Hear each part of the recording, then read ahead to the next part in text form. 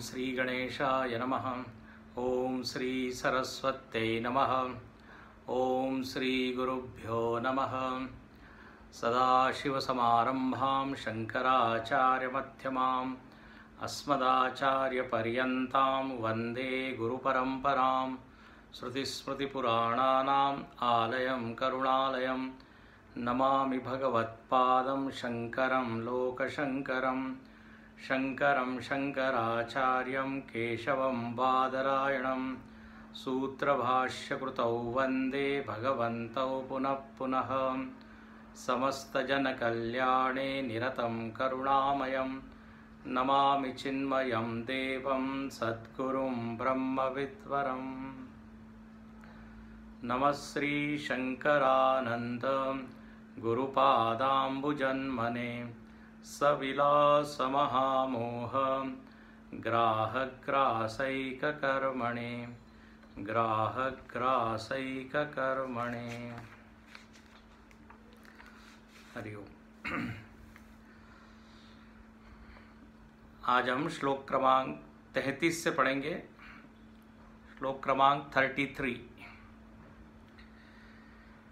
अन्नं प्राणो मनो बुद्धिः आनन्दश्चेति पञ्चते कोशास्तैरावृतः स्वात्मा विस्मृत्या संस्मृतिं व्रजेत्। स्यात् पञ्चीकृतभूतोत्थो देहस्थूलोऽन्यसंज्ञकः लिङ्गेतुराजसै प्राणैः प्राणकर्मेन्द्रियैः सह सात्विकैर्धीरिन्द्रियैः साकं विमर्शात्मा मनोमयः। तैरेव साकं विज्ञानमयोधीर्निश्चयात्मिका कारणे सत्त्वमानन्दं मयो मोदादिवृत्तिभिः। तत्कोशैस्तु तादात्म्यात् आत्मा तत्तन्मयो भवेत्। अन्वयव्यतिरेकाभ्यां पञ्चकोशविवेकतः स्वात्मानं तत उद्धृत्य परं ब्रह्म प्रपद्यते। श्री विद्यारण्य स्वामी जी ने एक वाक्य लिखा कि पंचकोश के विवेक से परब्रह्म की प्राप्ति होती है। और इसलिए यहाँ पर पंचकोश का निरूपण किया गया और फिर पंचकोशों से कैसे आत्मवस्तु पृथक है, अलग है, ये सिद्ध किया गया। उस विषय को तो हम देखेंगे, लेकिन आज एक थोड़ा सा अलग सा विषय पंचकोश ही है, लेकिन अलग उसका आयाम, अलग उसका एस्पेक्ट। ये जो पंचकोश है वास्तव में ये अपना पूरा व्यक्तित्व है। पंचकोश का निरूपण दो ढंग से होता है। एक तो व्यावहारिक ढंग से, जो व्यक्ति मुक्ति नहीं चाहता, केवल अपने व्यक्तित्व को सुंदर बनाना चाहता है, गढ़ना चाहता है। संक्षेप में कहें तो अभी उसमें इतना वैराग्य नहीं है कि वो सब कुछ छोड़ के मोक्ष को चाहे। वो अपने पर्सनैलिटी को अच्छा बनाना चाहता है, विकसित करना चाहता है। आप लोगों ने सुना होगा पर्सनैलिटी डेवलपमेंट कैंप्स होते हैं, हाँ, यंगस्टर्स के लिए। चिन्मय मिशन में भी एक कंपटीशन हुई थी, TI, उसमें ट्रांसफॉर्मेशन के ऊपर वो कंपटीशन थी कि व्यक्तित्व के हर पहलू को बदला जाए तो अपने जीवन में पूरी तरह परिवर्तन आ सकता है। तो पहले ये जानना पड़ेगा कि व्यक्तित्व के कितने पहलू हैं। तो वेदांत ने इसके ऊपर बड़ा चिंतन किया और कहा कि एक ही व्यक्तित्व है, उसके अलग अलग परत हैं, लेयर्स हैं।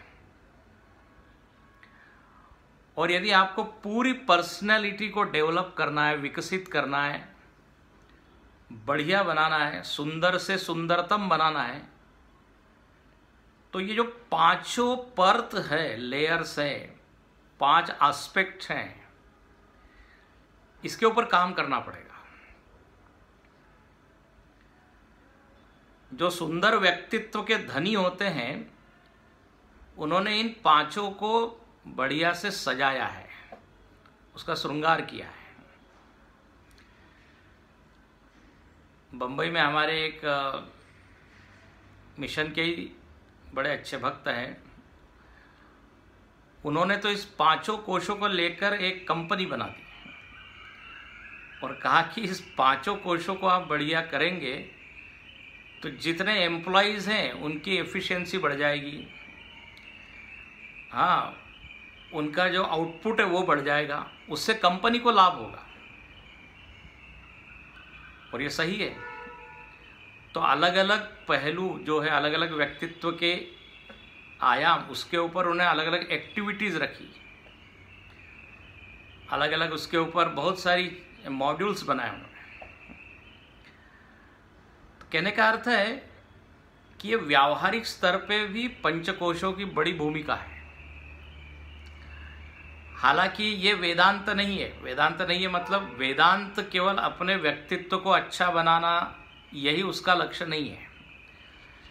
वेदांत तो निर्वैयक्तिक जो व्यक्तित्व के परे है, आत्मवस्तु, which is not a personality, वहां की बात करता है। इसलिए मैंने कहा यह व्यवहार की बात है। पारमार्थिक बात जो हम कल कर रहे थे, जहां पर पंचकोशों को बाधा कहा है, ठीक है ना, ऑब्स्टेकल है, वो आवरण है। लेकिन जब व्यक्तित्व को लेकर चर्चा करेंगे तो फिर कोश नहीं कहेंगे, यहां आप बोलिए व्यक्तित्व के घटक हैं और इनको हमको अच्छा बनाना है। और निश्चित ही जब ये पांचों कोश हमारे अच्छे बनेंगे तो आत्मज्ञान में तो इसकी बहुत बड़ी भूमिका होगी ही, उसमें तो कोई दो राय नहीं। अब देखिए ये 5 व्यक्तित्व क्या है। तो शुरुआत यदि हम करें या देखें तो कोश की भाषा में अन्नमय कहेंगे, साधारण भाषा में शरीर कहेंगे। इंग्लिश में इसको एक शब्द दे सकते हैं, फिजिकल पर्सनैलिटी, जिसको कल हमने देखा था पंचीकृत भूतोत्थव, जो पंचीकृत महाभूत से बना है।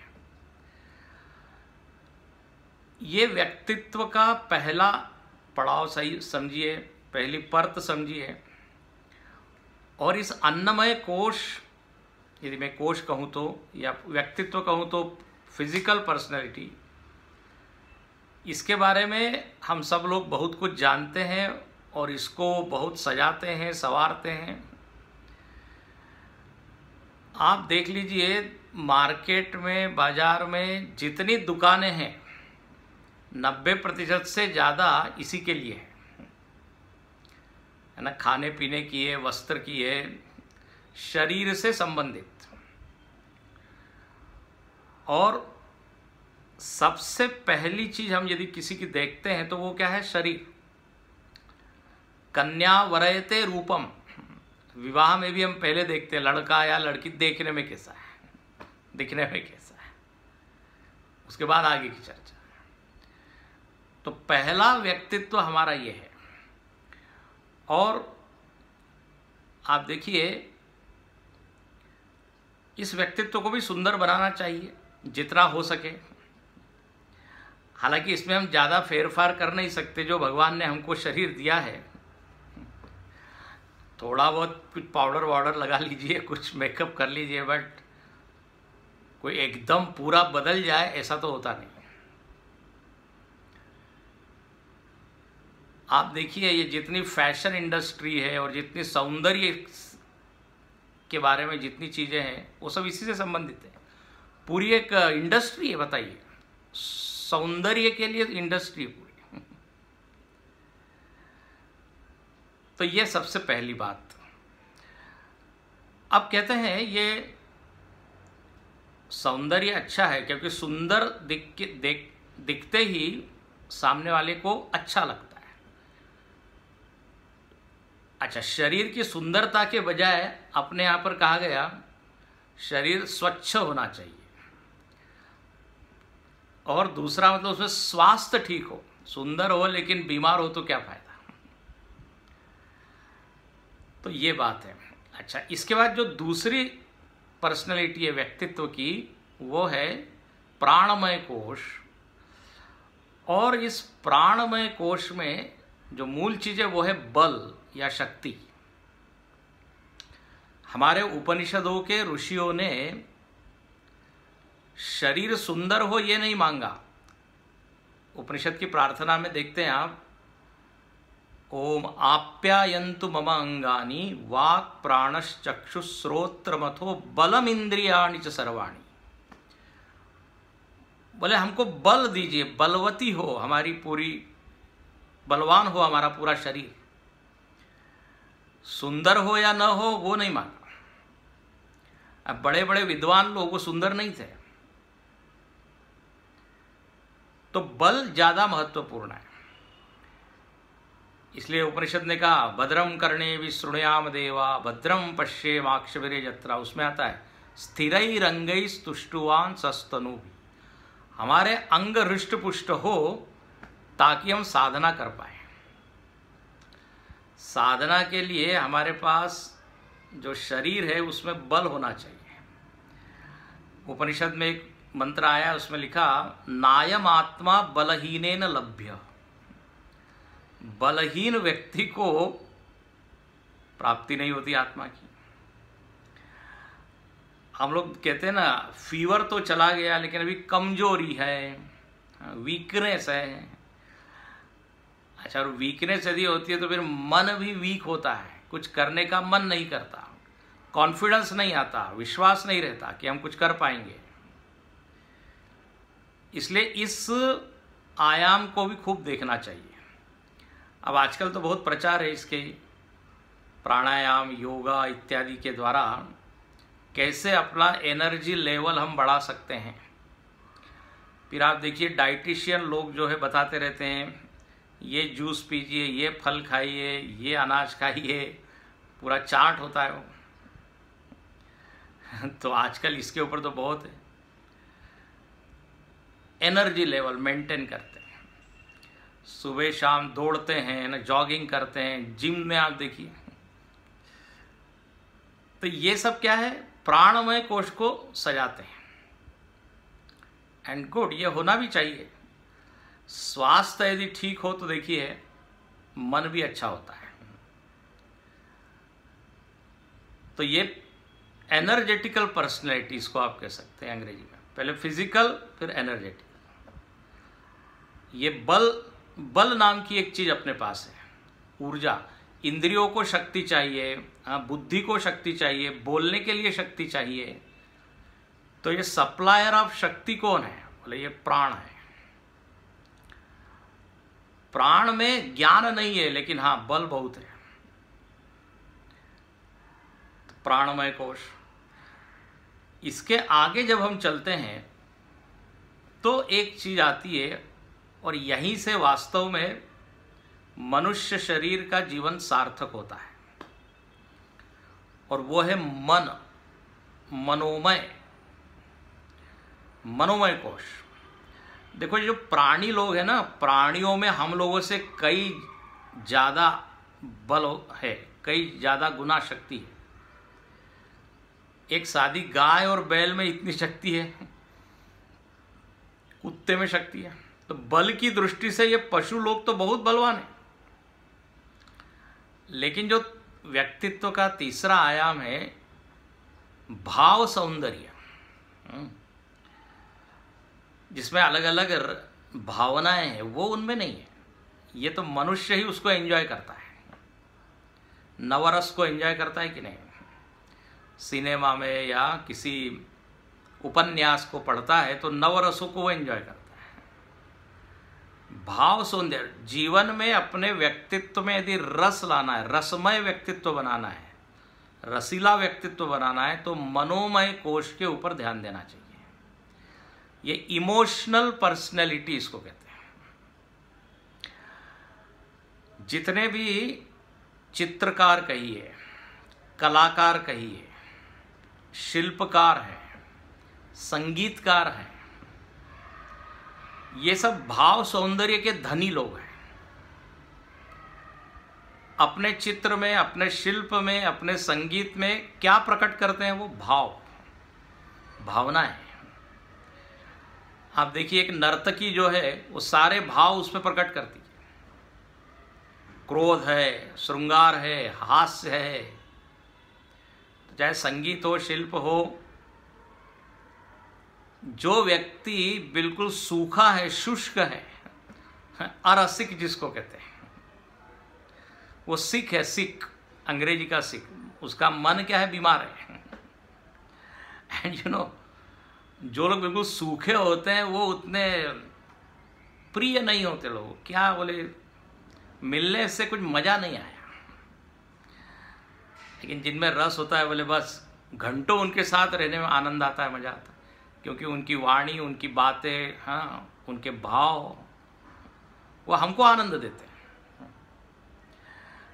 तो व्यक्तित्व में भाव सौंदर्य भी होना चाहिए। बड़े बड़े कवि लोग देखिए, साधारण चीजों को इतने बढ़िया से वो प्रकट कर देते हैं कि लोग एकदम बोल उठते हैं, क्या बात है, वाह वाह वाह वाह। कवि सम्मेलनों में आपने देखा होगा। हमारे स्वामी जी एक उदाहरण देते हैं कि काव्य मतलब क्या होता है, तो बोले रसात्मकम वाक्यम काव्यम। जिस वाक्य में रस हो, हाँ, उसको कहते हैं वाक्य। कोई सामान्य बात हो, लेकिन उसको बोलने का तरीका यदि रसीला हो तो कविता बन जाती है। कविता भी आखिर शब्द ही है, लेकिन शब्द प्लस भाव। तो एक उदाहरण वो देते रहे, मुझको याद आया अभी। बोले एक पेड़ था और पेड़ के ऊपर एक सांप बैठा था। सूखा पेड़ है और उसके ऊपर सांप बैठा है। तो एक व्यक्ति से पूछा, ये क्या है? तो उसने संस्कृत में बोला, शुष्कः वृक्षः अस्ति तदुपरि सर्पः अस्ति। सूखा पेड़ है और उसके ऊपर क्या? सांप है। अब ये कोई कविता नहीं हुई, ये तो सिंपल क्या हुआ है, एक वाक्य हुआ। वहीं पर एक कवि था, उससे पूछा ये क्या है? तो उसने क्या बढ़िया ढंग से उसी चीज को रखा।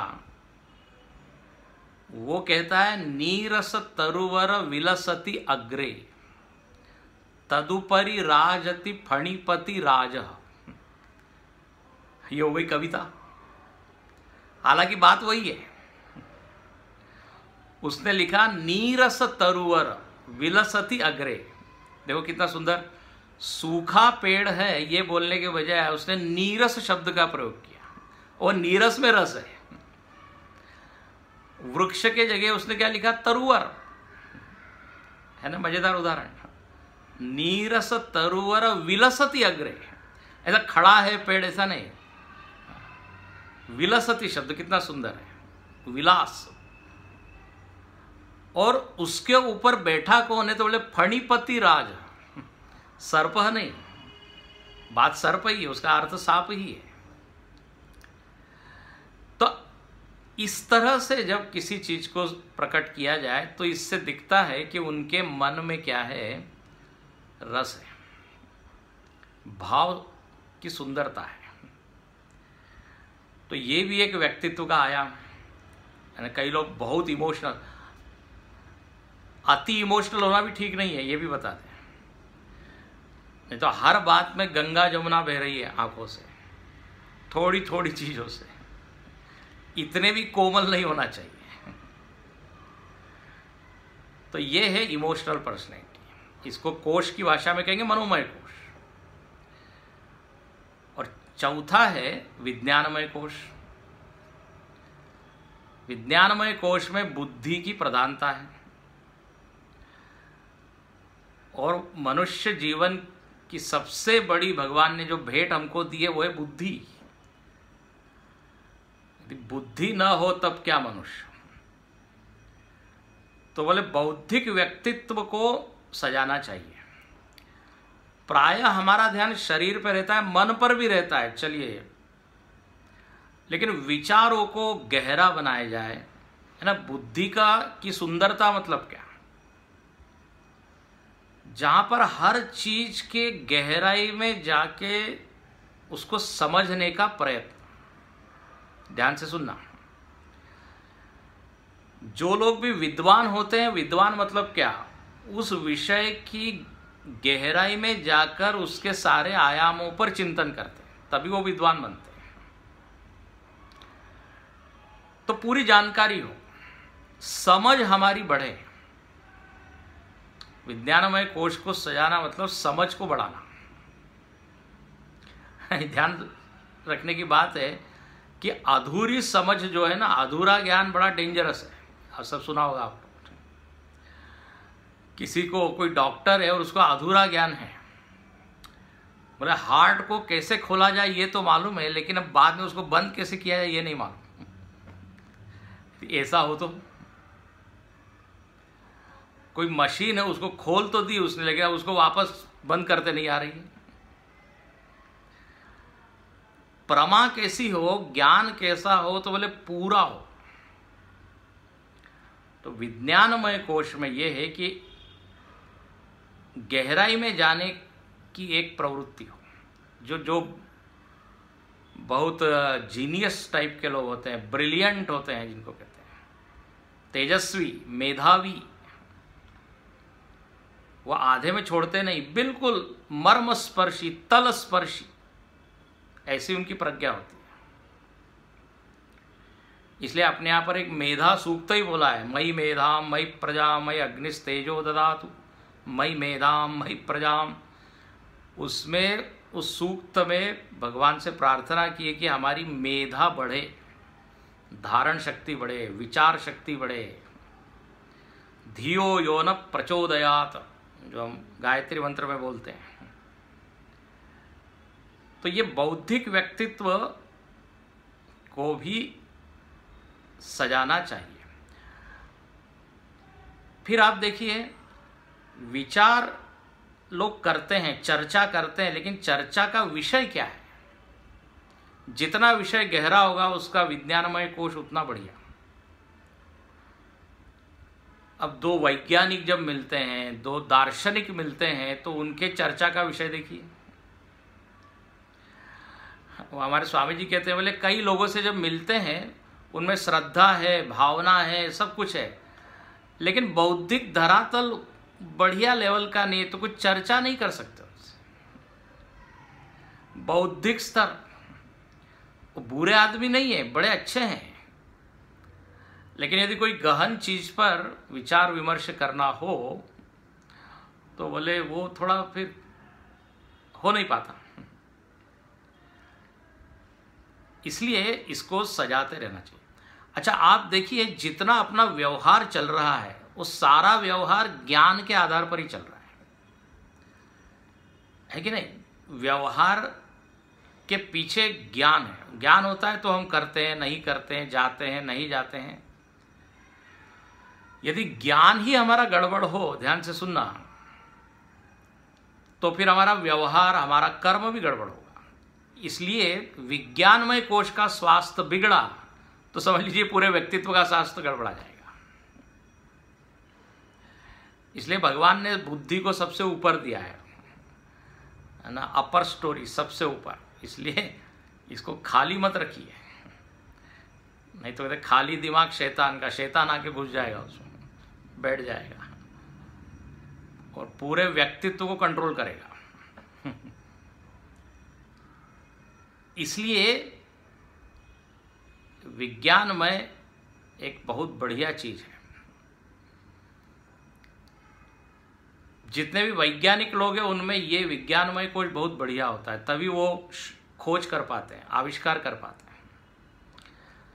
अच्छा, इसके भी आगे आप यदि देखें तो अपना इस विज्ञानमय कोश को आप बोल सकते हैं इंटेलेक्चुअल पर्सनैलिटी। ये पंचकोश का जब हमने देखा था अध्याय, तब ये विस्तार से उस समय चर्चा की थी इन कोशों की हमने। विज्ञानमय कोश को इंटेलेक्चुअल पर्सनैलिटी बोल दीजिए अंग्रेजी में। और सबसे अंतिम जो हमारे व्यक्तित्व का पहलू है, ध्यान से सुनना, जो सबसे गहरा है और सबसे महत्वपूर्ण है, वो है आनंदमय कोश। अब आनंदमय कोश सुन के लोगों को मालूम नहीं क्या क्या कल्पनाएं होती है। आनंदमय कोश को लोग बड़े रहस्यात्मक ढंग से कुछ देखते हैं, कुछ रहस्यमय चीजें, ऐसा कुछ नहीं है। आनंदमय कोश में एक तो उसका घटक है जिसमें आनंद है, कल हमने बताया था आपको। आनंद के अलग अलग जो स्तर है उसका जो हम अनुभव करते हैं वो आनंदमय कोश का है। प्रिय, मोद, प्रमोद कल बताया था।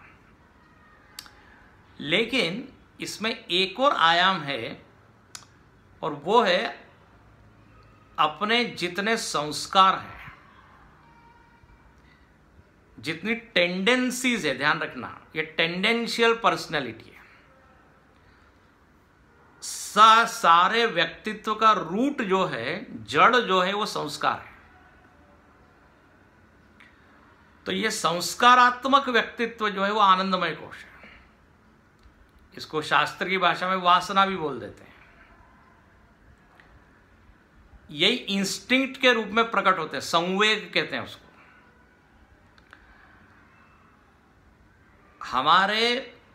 हमारी भावना कैसी होगी, हमारी बुद्धि कैसी होगी, ये इस बात पर बहुत निर्भर है कि हमारे संस्कार कैसे हैं। यदि संस्कार गड़बड़ है तो उसका सीधा प्रभाव पड़ता है किस पर? अन्य कोशों पर।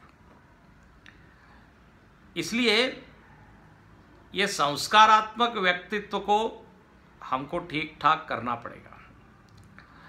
अब देखिए, ये तो हमने ये 5 पर्सनैलिटी आपको बताई। अब इसमें यदि सुधार करना है तो कहाँ से करें? हर कोश में ही सुधार करना है यदि आपको बढ़िया व्यक्तित्व चाहिए तो। लेकिन यदि शुरुआत यदि हम देखें तो संस्कारों को यदि आप चेंज करें, ध्यान से सुनना, जैसे बीज को आपने बदला तो उसमें से निकलने वाला जो फल है, जो फूल है, वो भी बदलेगा। और संस्कारों को यदि बदलना है तो आप शुरुआत कीजिए अपने कर्म और भोग से। कर्म, भोग, व्यवहार, क्योंकि देखिए कर्म हम करते हैं तो उससे संस्कार बनते हैं। ध्यान से सुनना, भोग करते हैं तो संस्कार बनते हैं। अच्छा, ऐसा नहीं है कि हम लोगों में बुरे संस्कार है तो वो हम पहले खाली करेंगे, एग्जॉस्ट करेंगे और फिर नए संस्कार लाएंगे, तब पर्सनैलिटी में बदलाव होगा, ऐसा नहीं है। अच्छे संस्कार यदि लेते चले जाएं तो बुरे संस्कार दब जाते हैं। देखो, हम देखते हैं समाज में बुरे व्यक्ति अच्छे हो जाते हैं कि नहीं? अच्छा, अच्छे व्यक्ति बुरे भी हो जाते हैं। What does it mean? कि संस्कारों को क्षय करके ही उसमें कुछ बदलाव किया जा सकता है, ऐसा नहीं है। गड़बड़ संस्कार है, अच्छे संस्कार यदि खूब डाल दिए तो वो बुरे संस्कार कहाँ चले जाएंगे मालूम नहीं। इसलिए ये करते रहना चाहिए, परिमार्जन। अब हाँ, ब्यूटिफिकेशन ऑफ पर्सनैलिटी इसको कहते हैं। सत्संग जितना करेंगे अपने आप जो है ये आनंदमय कोश हमारा सुधरते चला जाएगा। हाँ, आनंदमय कोश में आनंद है। जितना सत्वगुण बढ़ते जाएगा उतना आनंदमय कोश अच्छा होगा और हमको सात्विक चीजों में आनंद आने लगेगा। बुद्धि हमारी शुद्ध होने लगेगी। अच्छा, एक और आपको बात बताएं, ये जो भावना है, मनोमय कोश जो है ना, भावना है, ये समझ के पीछे चलती है। ध्यान से सुनना। मतलब क्या? समझ के पीछे मतलब किस तरह की भावना हमारे भीतर आएगी, ये इस पर निर्भर है कि आपने उस व्यक्ति को समझा कैसे। ध्यान से जरा सुनना मैं क्या कह रहा हूं। यदि किसी व्यक्ति में हमारी शत्रु बुद्धि है तो प्रेम भावना आएगी क्या? क्योंकि समझा ही हमने क्या है, उसको शत्रु है। भावना ऑलवेज फॉलो आवर नॉलेज, किस तरह का ज्ञान है उस तरह की भावना आएगी। हमने कहा कि ये देश अच्छा है, ये हमारी समझ है, तो नेचुरली वहां जाने की इच्छा होगी। लेकिन पहले ही समझ में ये बिठा दिया है कि अरे नहीं, वो जगह रहने लायक नहीं है, जाने लायक नहीं है, तो कोई प्रेम भावना आएगी क्या? इसलिए बार बार वेदांत में कहा जाता है राइट थिंकिंग। जिस चीज के बारे में आप सोच रहे हैं वो सही होना चाहिए। गलत आपने कोई चीज समझ ली तो फिर उसके जो परिणाम होंगे वो गड़बड़ होंगे, पहले ही गड़बड़ हो गई। तो बुद्धि ठीक हो, बुद्धि को ठीक करने के लिए संस्कार ठीक हो, संस्कारों को ठीक करने के लिए कर्म भोग ठीक हो। इस तरह जब आप पूरे व्यक्तित्व को देखते हैं तो एक उसमें संतुलन बना रहता है। कई बार क्या होता है, एक आयाम पर तो बहुत ज्यादा ध्यान देते हैं ये ऐसे ही जैसे किसी के शरीर का हाथ का उंगली बहुत मोटी हो तो कैसा विचित्र दिखेगा ना। एक आयाम ही ज्यादा आपने कर दिया। घर में भी आप देखिए, एक चीज बड़ी है और बाकी सब छोटी है। Everything should be in A proper उसकी जो आकार है जैसी होनी चाहिए, तभी संतुलन रहेगा। तो अपना शरीर का स्वास्थ्य भी ठीक हो, मन एकदम सूखा ना हो और एकदम मंद बुद्धि ना हो, और संस्कार बढ़िया हो, तो अपने आप आगे आगे चीज अच्छी निकलेगी। जितने बड़े बड़े ये मैनेजमेंट के क्या कॉन्फ्रेंसेस वगैरह होते हैं कॉरपोरेट्स वगैरह में, एक्चुअली वो इन्हीं सब चीजों को लेकर ही चर्चा करते हैं। कैसे आप सक्सेसफुल आदमी बन सकते हो? तो बोले आप में क्या कॉन्फिडेंस होना चाहिए, मतलब मनोमय कोश अच्छा हो, आपका आईक्यू अच्छा हो, है ना, IQ, EQ, emotional quotient, intellectual quotient, और एक और जुड़ गया है स्पिरिचुअल कोशेंट। ये सब चीजें हो तो देखिए जीवन में सफलता मिल सकती है। अब लेकिन यहां पर वेदांत तो इससे भी आगे की बात करता है। वेदांत कहता है अब ठीक है, आप व्यक्तित्व को बढ़िया बनाओ, लेकिन यही जीवन का लक्ष्य नहीं है, क्योंकि इसमें से ये पांचों में से आप कुछ भी नहीं हो। आप न शरीर हो, न प्राण हो, न मन हो, न बुद्धि हो। आप कौन हो? बोले पंचकोशातीत, और उसी को आत्म वस्तु का है। और यहां कहते हैं उद्धृत्य, ये पंचकोशों से ऊपर उठना है। इसलिए ये हो गई पारमार्थिक। अभी तक जो मैंने चर्चा की वो व्यावहारिक थी, जिसको दुनिया में अचीवमेंट चाहिए वो ये सब करे। लेकिन बोले हमको तो दुनिया से छूटना है, बहुत हो गया। तब क्या है? तो बोले तब तो इन पंचकोशों को कोश बोलिए। और कोश मैंने कल जैसे मैंने कहा था। और तब विचार का तरीका फिर अलग होता है। तब ये शरीर मन बुद्धि को सजाने की बात नहीं आती, बल्कि तब ये देखा जाता है कि क्या वास्तव में मैं शरीर हूं क्या, ये चिंतन होता है। क्या मैं मन हूं क्या? है ना, एकदम फर्क हो जाता है। और इसलिए यहाँ पर कहा, कल जैसे हमने कहा कि कोश मतलब जो अपना ध्यान खींचे, ये पांचों चीजें अपना ध्यान खींचती है, हम उसी को या तो बनाते हैं या बिगाड़ते हैं। यदि ध्यान नहीं दे रहे हैं तो बिगड़ रहा है, ध्यान दे रहे हैं तो सजा रहे हैं, अच्छा है। लेकिन यहां पर वही कहते हैं कि इसमें हमारा तादात्म्य हो गया है। 36वें श्लोक में क्या कहा? तादात्म्य तत्तन्मयो भवेत्, उसी में अहम भाव मम भाव सब आ गया। अब यहां बहुत सुंदर है विचार आगे का, थोड़ा सा बोल के हम पूर्ण करेंगे। अब ये जो आप बार बार कह रहे हो कि आप शरीर नहीं मन नहीं, ये आप कैसे कह रहे हो कि हम ये पांच नहीं है? हाउ? मैं तो यही अनुभव करता हूं। तो बोले एक पद्धति है अन्वय व्यतिरेक, उसके द्वारा यदि आपने विचार किया तो मालूम पड़ेगा कि आप पांच कोश नहीं हैं, पांच कोशों से एक भी नहीं है। कैसे है? तो देखो, अन्वय व्यतिरेकाभ्याम पंचकोश विवेकतः। बोले अन्वय व्यतिरेक एक विवेक करने की पद्धति है। बोले क्या होता है ये अन्वय व्यतिरेक? तो पहले सुनिए। अन्वय व्यतिरेक ऐसी पद्धति है जो दो मिली हुई चीजों को अलग अलग करती है। यहां पे स्वामी शंकरानंद जी ने बड़ा अच्छा उदाहरण दिया।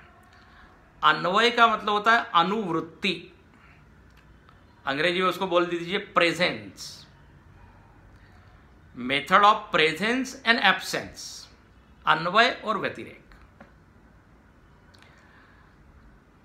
जिस वस्तु की सब में अनुवृत्ति है प्रेजेंस से, उसको हम बोलेंगे अन्वय। और जिस वस्तु का अभाव है, उपस्थित वो नहीं है, उसको बोलेंगे व्यतिरेक।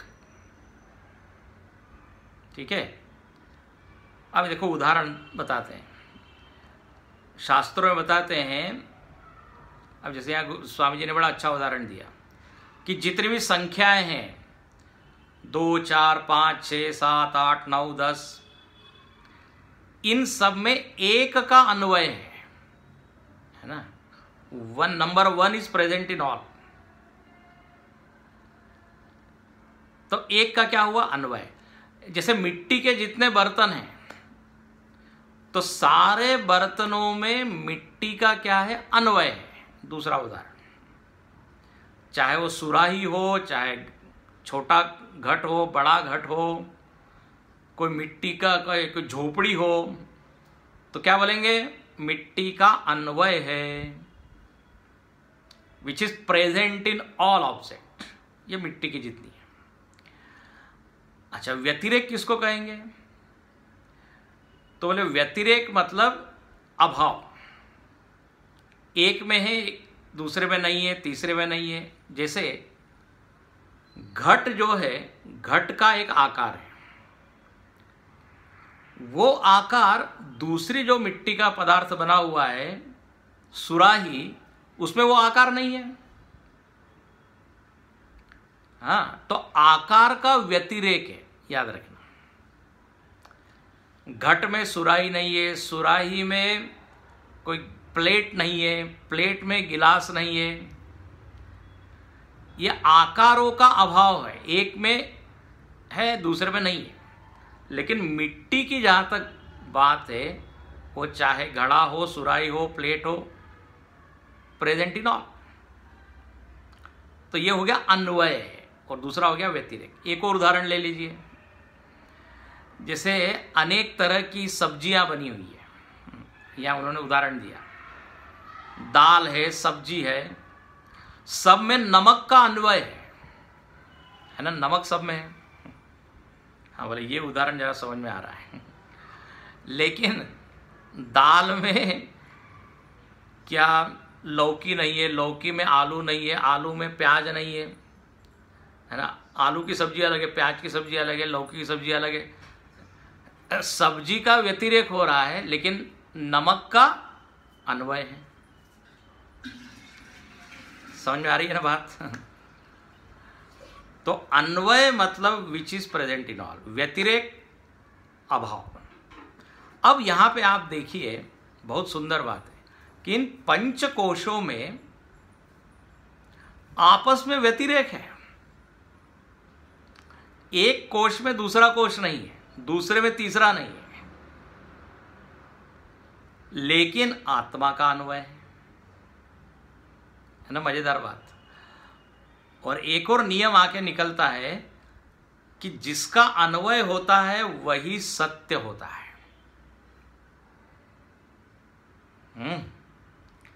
जैसे घड़े में मिट्टी सत्य है कि आकार सत्य है? बोले मिट्टी सत्य है, क्योंकि मिट्टी का अन्वय है। आकार तो मर जाता है, आकार का व्यतिरेक हो जाता है, आकार का अभाव हो जाता है। तो जिसका व्यतिरेक हो गया वो झूठ, जिसका अन्वय वो सच। तो अब यहां पे शुरुआत करते हैं 38वें श्लोक से। अच्छा, उसके पहले एक और बात बताएं।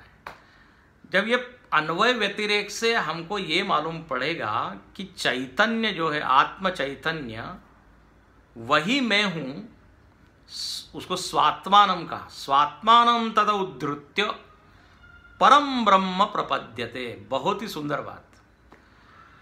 जब पंचकोशों से हम आत्म तत्व को अलग निकाल लेंगे, समझ लेंगे कि पंचकोश से ये अलग है, तो देखिए क्या बढ़िया बात कही।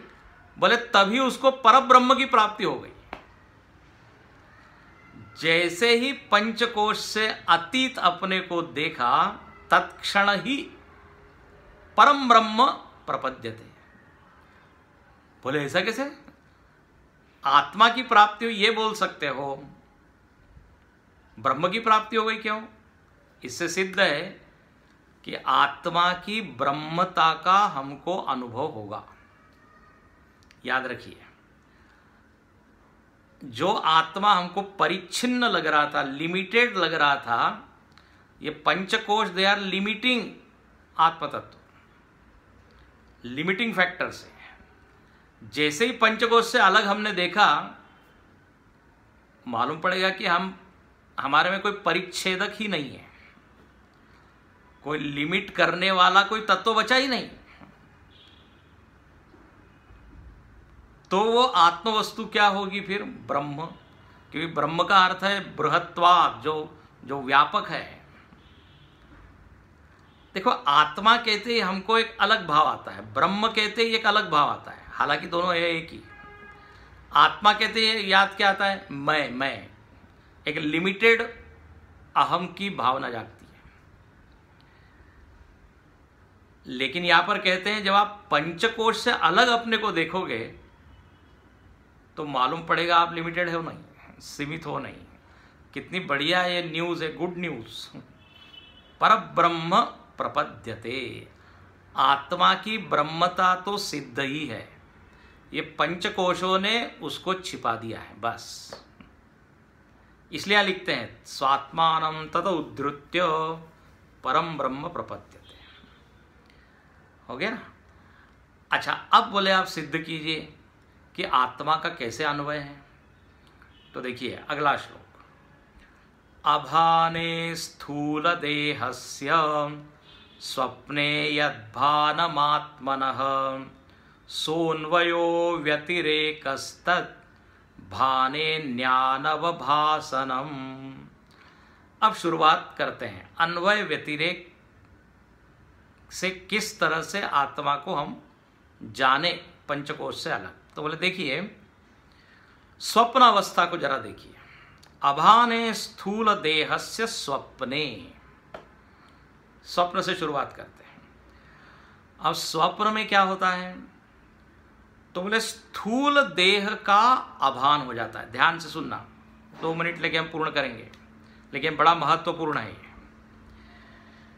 सपने में क्या होता है? शरीर का हमको बिल्कुल ख्याल नहीं है, वो पड़ा हुआ है बिस्तर पे, बीमार है, स्वस्थ है, कैसे सोए हैं कुछ पता नहीं, अभान।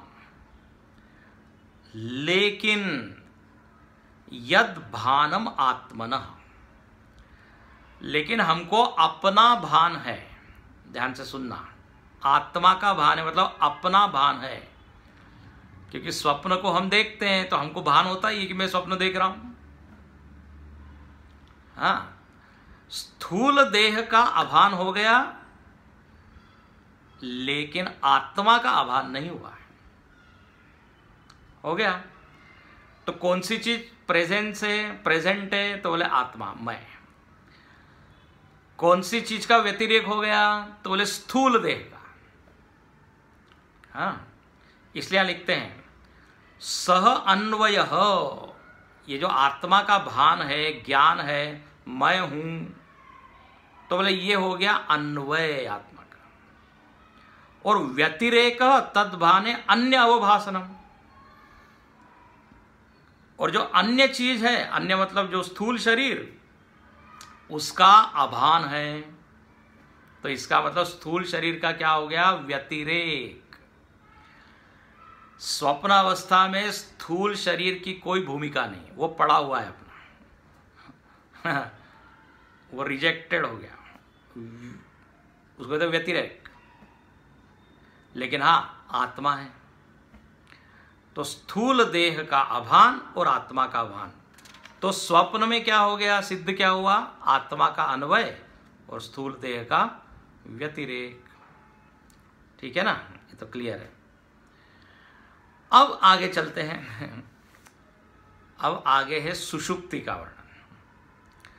लेकिन अब मैं वर्णन नहीं करता है सुषुप्ति का, क्योंकि आपको साक्षात अनुभव होने लगेगा, क्योंकि सुषुप्ति का।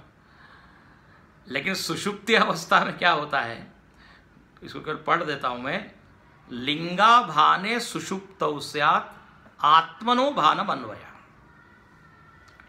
जब हम नींद में जाते हैं तो स्वप्न खत्म हो जाता है। ठीक है ना? स्वप्न का व्यतिरेक हो गया, जागृत का भी व्यतिरेक हो गया।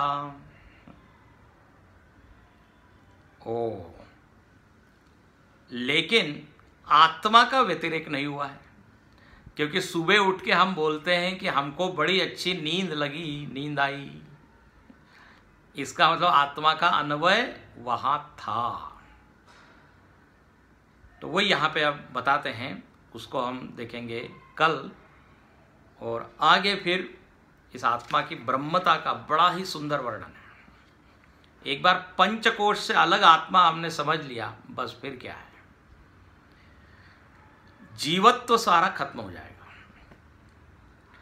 तो देखो, इसके ऊपर चिंतन विचार करना चाहिए। सुनने के बाद फिर से मनन हम करें तो सारा ज्ञान पक्का होता है। ठीक है, इसको आप करते रहिए। कल देखेंगे। ओम पूर्णमद पूर्णमिदं पूर्णात् पूर्णमुदच्यते पूर्णस्य पूर्णमादाय पूर्णमेवावशिष्यते। ओम शांति शांति शांति। हरि ओम। श्री गुरुभ्यो नमः। हरि ओम।